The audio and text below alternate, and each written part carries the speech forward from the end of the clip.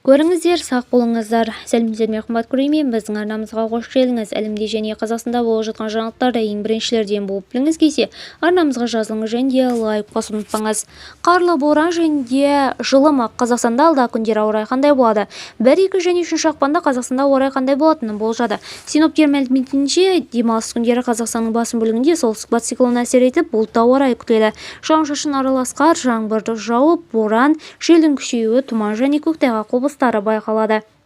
1 ақпанда қатты қар тек шығыс және оңтүстік-шығыс өңірлерде жауады, ал республиканың оңтүстік-батысы мен оңтүстігінде антициклон ықпалымен жауын-шашынсыз ауа райы күтіледі. Түнгі уақытта Қазақстанның солтүстігінде, шығысында және орталығында ауа температурасы -15, 28 градустан 0-18 градус аязға дейін ауытқиды. Батыс өңірлерде түнде -8-2 градус аралығында, күндіз 0-10 градусқа дейін көтеріледі. Видеомыз кеңінен таралу үшін лайк басып жақындарыңызға таратуды ұмытпаңыз. Қымбатты көрермен, бізді бақылауда жалғастырыңыз.